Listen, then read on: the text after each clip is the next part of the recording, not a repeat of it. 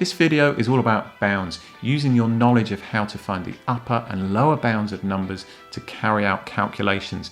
We're going to be looking at the typical sorts of questions that come up, which are things like finding the perimeter of a fence when the length that you've been given have been rounded off, say for example to the nearest whole meter. And we're going to be looking at questions that involve formulas that can often catch people out in their GCSE exams. I'm going to assume that you already have some understanding of bounds before doing this video, but of course if you don't worry, I've done a video on that, so you can just watch that first and then come back here and have a look at how we use those skills in a context. Welcome to Maths Kitchen. I want to make it as easy and as quick as possible for you to improve your maths. So even though these videos can sometimes be quite long, if you just need help with a particular type of question, you can jump straight to that, and I put links to those in the description. There are also questions for you to practice at mathskitchen.com. It's all interactive, so you can enter your answers on the screen and you know straight away whether you've got them right or not, and you can see a model answer if you need a bit of extra help. My garden measures 7 meters by 5 meters to the nearest meter. What is the upper and lower bound for the perimeter of my garden? Well, what I'm going to need to do here is to find the upper bound and the lower bound for both of those numbers. I think I'm going to find it useful to draw a very quick sketch here, so let me do that quickly.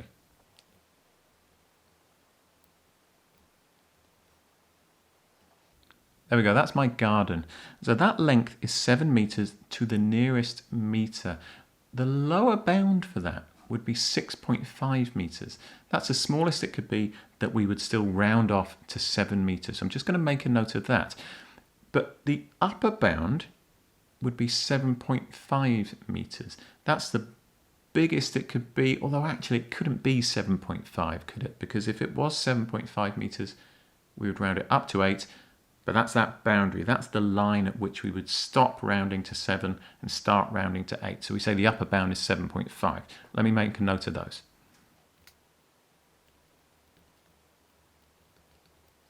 And then for the other length, the lower bound would be 4.5 and the upper bound would be 5.5. So the lower bound for the perimeter would assume that all the lengths are of that lower bound. So we would have 6.5 and then 4.5, and the other side would be 6.5 and the final side would be 4.5 as well. So the lower bound for the whole thing then would be lower bound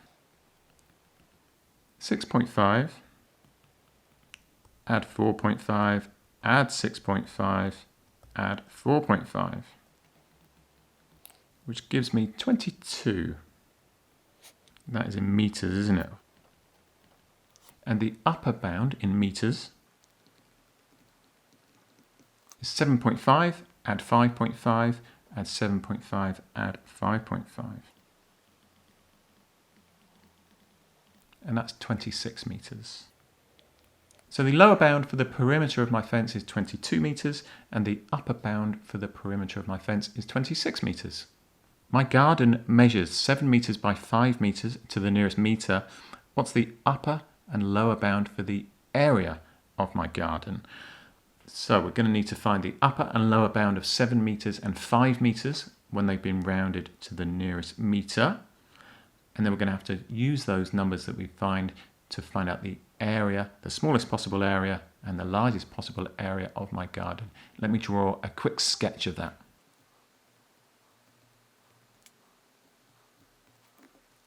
So the lower bound for that 7 meters would be 6.5 and the upper bound would be 7.5. And the lower bound for the 5 meters would be 4.5 and the upper bound would be 5.5.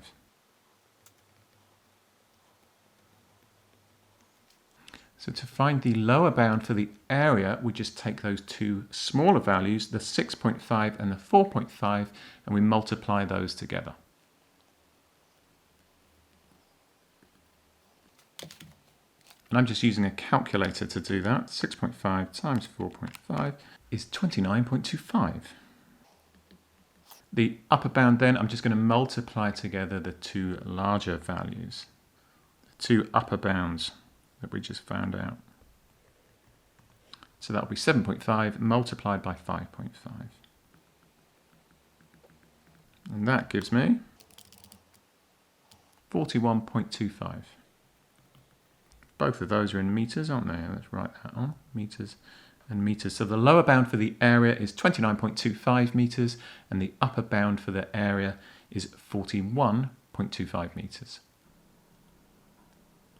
If A is 7 and B is 3 when rounded to the nearest whole number, what is the upper and lower bound for A minus B? Let's just make a note of what the upper and lower bounds for both of those numbers are, shall we? So the lower bound, I'm going to do that in a little table. It's possibly a little excessive for this question, but it certainly won't do any harm.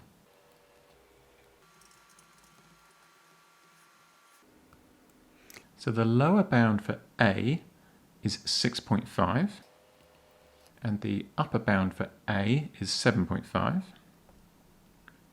The lower bound for B is 2.5, and the upper bound for B is 3.5. So the lower bound for A minus B, what's the smallest that could be? Well, we want to do the smallest number for A, and then take away the biggest possible number for B. So the lower bound for A is 6.5. So this lower bound is 6.5, the smallest possible number for A. Take away 3.5, that's the largest possible value for B, which is 3. The upper bound, in other words, to find the largest possible number when you do A minus B, we want A to be as big as possible, and we want to be taking away as smaller number as possible. So we want the upper bound for A, then we want to take away the lower bound for B. So that is going to be 7.5 minus 2.5, and that gives us 5. So the lower bound is 3 and the upper bound is 5. Using the formula V equals D over T, find the upper and lower bound for V if D equals 600 and T equals 110 after having been rounded to the nearest whole number. So the first thing, let's work out the upper and lower bound for D and T, and I'm going to write those in a table. So for D, it's been rounded to the nearest whole number. The lower bound would be 599.5, and the upper bound would be 600.5. And for T, the lower bound would be 109.5, and the upper bound would be 110.5. Let me make a note of those.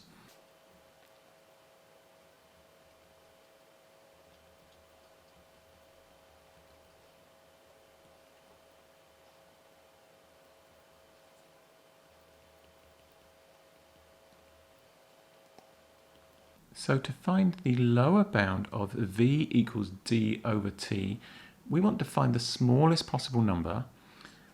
And if you think about that, we're going to need the smallest possible number on the top being divided by the biggest possible number on the bottom. We've got one number being divided by a number, and we're trying to get the smallest possible answer. So you're going to want a small number being divided by a big number. And you could think of it as, I've got a small number of sweets being shared between a large number of people. That's going to give me as small as possible an answer. So the lower bound then is going to be 599.5 divided by 110.5.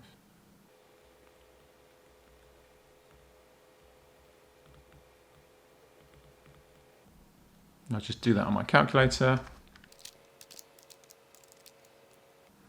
That is 5.42533. I'm just going to round that off to, what should we say, 2 decimal places, 5.43. And the upper bound, so we've got this division and we're trying to get as big an answer as possible. So if you think about it in terms of sweets, we want as many sweets as possible shared between, divided by a smaller number of people as possible. So we're going to want the largest possible number on the top divided by the smallest possible number on the bottom. So D is our numerator, so we want the largest possible number there. That's 600.5, the upper bound there. Divided by the lower bound for t, the smallest possible value we could have for t, which is 109.5. 600.5. Right, let me work that out.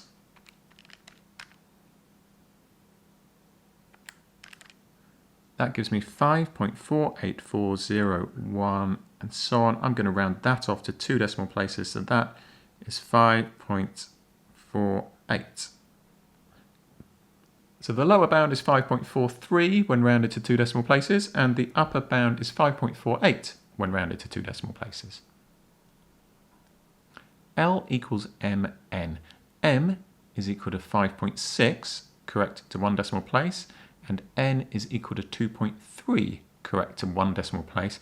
By considering bounds, work out the value of L to a suitable degree of accuracy. So that phrase, by considering bounds, work out the value of L to a suitable degree of accuracy, it means we're going to have to find out the lower bound for L and the upper bound for L. And we're going to have to find a point where they both agree upon. So we're going to round them both off until they are both rounding off to the same number. So let me show you how I'm going to do that. The first thing I often do with these, just to keep things clear in my mind, is draw a little table with the upper and lower bounds of both of the numbers. So let me quickly do that.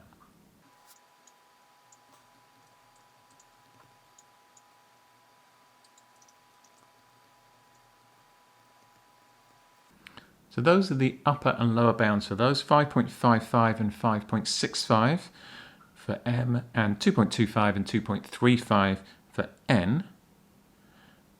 And to find L, we need to do M multiplied by N, so M times N. So the very smallest that L could be, let's work this out, is going to be 5.55 multiplied by 2.25. Is 12.4875, and the upper bound for L is going to be the two largest values multiplied together, so that's 5.65 multiplied by 2.35, 5.65 multiplied by 2.35, that's 13.2775. So we're going to round the lower bound and the upper bound off until they both agree, really. So clearly, if we round both those off to, say, 1 decimal place, well, we're going to have 12.4 and 13.2. They're definitely different numbers, aren't they? If we rounded it off to the nearest whole number, the first one, the lower bound, would round off to 12, and the second one, the upper bound, that would round off to 13. Still not the same. So we're going to have to go with a lower degree of accuracy, and if we rounded them both off to the nearest 10, then they would agree, wouldn't they? But both of these numbers, when rounded off to the nearest 10, are 10, aren't they? 12.4875 rounded to the nearest 10 is 10. 13.2775 rounded to the nearest 10 is also 10. So we could say L is approximately equal to 10. A running track was measured at 400 meters, correct to 2 significant figures, and Alfie's time to run 1 lap was measured as 58 seconds to the nearest second. Calculate the difference between his minimum and maximum possible average speed. Okay, so we're going to have to find the upper and lower bound for the length of the running track, and then we're going to have to find the upper and lower bound for the time that Alfie took to run around. So I often find it useful to make a note of those in a table. I'm going to do that quickly now.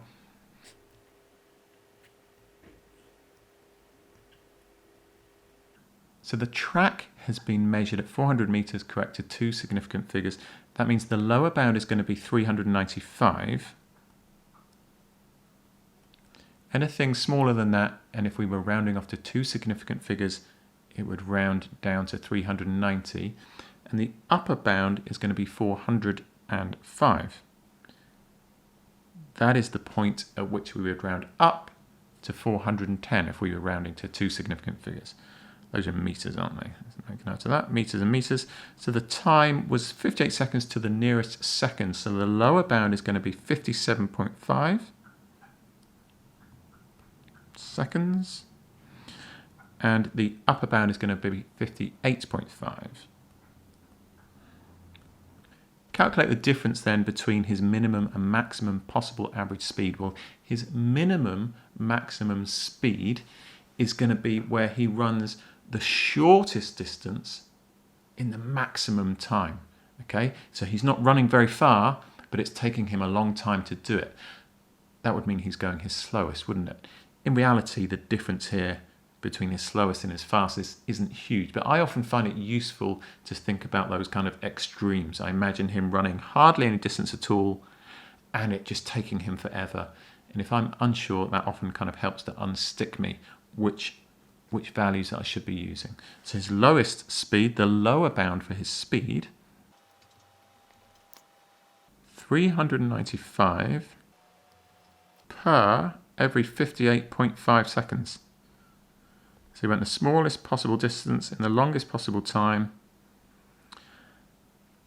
If I did, that tells me that he does 395 meters in 58.5 seconds. If I carry out that division, divide it by 58.5, that's going to tell me how far he goes every second. And he goes 6.752. Let's round it off to 6.75 meters per second. And then the upper bound, we're looking for his fastest possible time. So that would be where he's run as far as possible in as short a time as possible. So the furthest he could have run would be 405 meters in 57.5 seconds. And that is 7.04 to 2 decimal places. That is meters per second, how far he runs every second. Now the difference in those two, all I have to do is subtract one from the other. So I'm not going to use these rounded off ones. I'm going to go to my calculator and use the precise values that I worked out to find out the difference between those two. So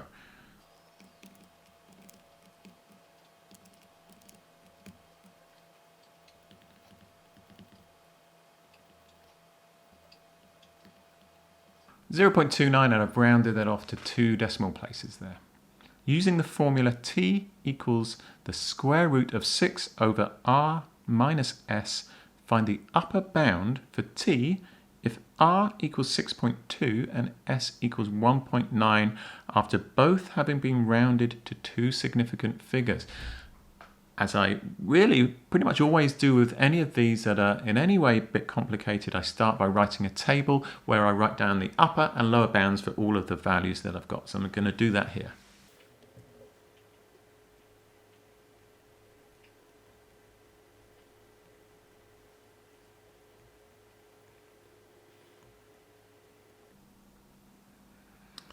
So these numbers have been rounded off to 2 significant figures. So for r, the lower bound would be 6.15 and the upper bound would be 6.25. And for s, the lower bound would be 1.85 and the upper bound would be 1.95.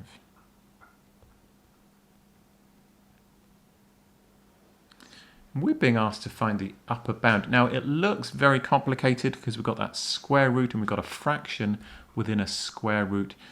I'm just, for the moment, I'm going to ignore the square roots. We're being asked to find the upper bound. So that part underneath the square root, within the square root, I want that to be as large a number as possible. So I want to do 6 divided by, well, for that answer to be as big as possible, I want r minus s to be as small a number as possible. So I'm dividing 6 by the smallest possible number because that will give me the biggest possible answer, won't it? So what is the lower bound for r minus s?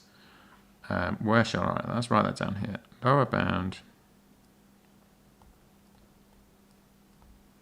for r minus s is, I'm trying to get the smallest possible number, so I want r to be as small as possible, and I want s to be as large as possible. So the lower bound for r is 6.15, and the upper bound for S is 1.95.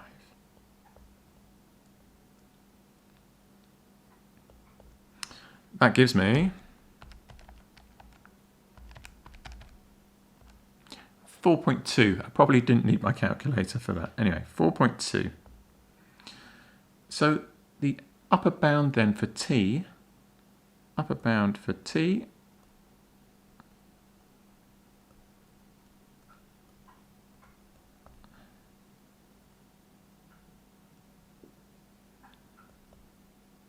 is the square root 6 over, I guess I could have written the whole thing here, couldn't I? 6.15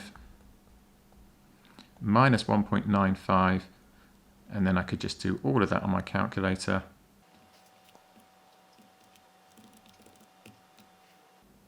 That is 1, and I'm going to round this off to 2 decimal places, so that is 1.20. So the upper bound for T is 1.20 when rounded to 2 decimal places. So that was calculating with bounds. Hope you found it useful, and don't forget, if you want to get really good at stuff, you've got to practice and keep working at it. Lots of ways you could do it. Of course, one way is to go and use my website, mathskitchen.com. Loads of questions there. It's all interactive. Super useful. Thank you very much for watching the video, and I look forward to seeing you in another one.